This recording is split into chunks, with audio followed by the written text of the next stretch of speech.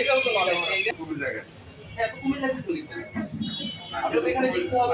Knowledge টাকা লিখে নাই 830 এটা কিসের লিখছে 8:30 হলো সময় 2400 দুইটা সেট।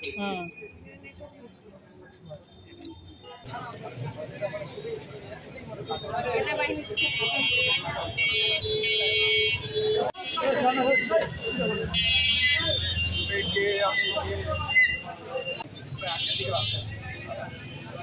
ওনার কি সমস্যা? ওনার তো দিনাজপুর কাউন্টার বোর্ডিং পয়েন্ট দেয়া, আপনি ওনাকে চিনির বন্দর কি করতে চাচ্ছেন? তাহলে তাকে চিনির বন্দর কেন যেতে চাচ্ছেন? অনলাইনে টিকিট কাটছে তো এটা কি ঠিক আছে?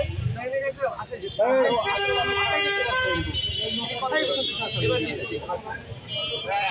আরেকদিন স্যার আমাদের এলাকায়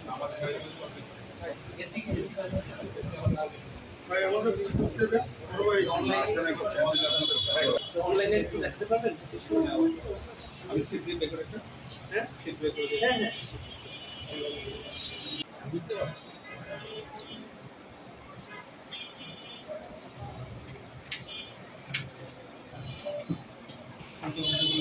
কেন 2400 করে আপনি দিলেন টাকা নাই? এটা তো না রিকোয়েস্ট করছি আমরা শুনি আমরা না শোনা তো যাবে না, এটা তো শোনা যাবে না। আপনার তো 2500 টাকা তাহলে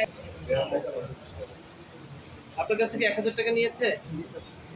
ওনার কাছ থেকে 1000 টাকা কেন নিয়েছে?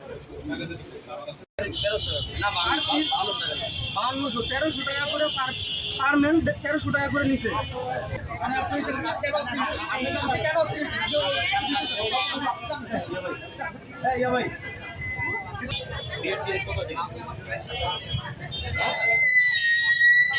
দূরে বলেন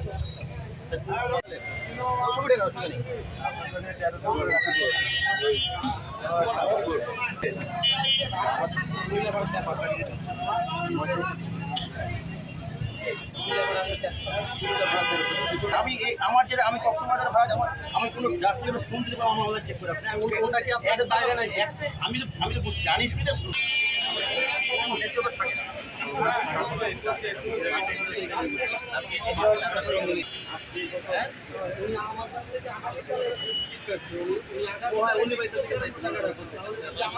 উনি যাবে ঢাকা, আমি ঢাকার ভাড়া নিবি না। আমি আপনাকে আজকে যেতে চেয়েছি, আপনি আজকে টিকিট দেননি, আপনি বলছেন আগামীকাল টিকিট।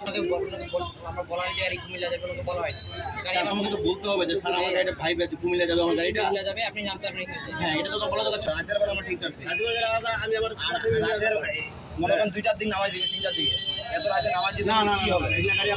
7:30 ঈদের সময় তো সেটা তো বড় কথা না, আমাদের তো বলতে তো গাড়ি নিয়ে যাবো, বাচ্চাটা নিয়ে যাবো, এখানে বাস থেকে চাইতে হবে, সেটা কোথায়? সেটা কোথায়?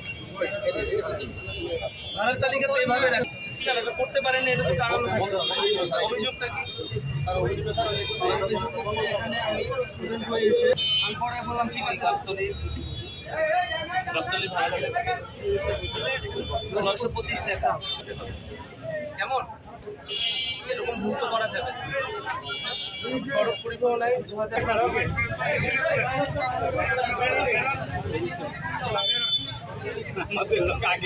হচ্ছে কি আপনি অতিরিক্ত ভাড়া আদায় করতেছেন, আপনার হচ্ছে 925 টাকা করে ভাড়া, আপনি হচ্ছে 1300 টাকা দাবি করেছেন। এটা একটা অপরাধের জন্য আপনাকে হচ্ছে একটু আপনাদেরকে প্রদান করতে হবে। যেমন তাহলে আপনাকে মোবাইল সড়ক পরিবহন আইন 2018 80 ধারা অনুযায়ী 34-এর 3 ধারা লঙ্ঘনের জন্য 5000 টাকা অর্থদণ্ড প্রদান করা হলো এবং 34-এর 4 ধারা লঙ্ঘনের জন্য 80 ধারা অনুসারে 5000 টাকা, সর্বমোট 10,000 টাকা।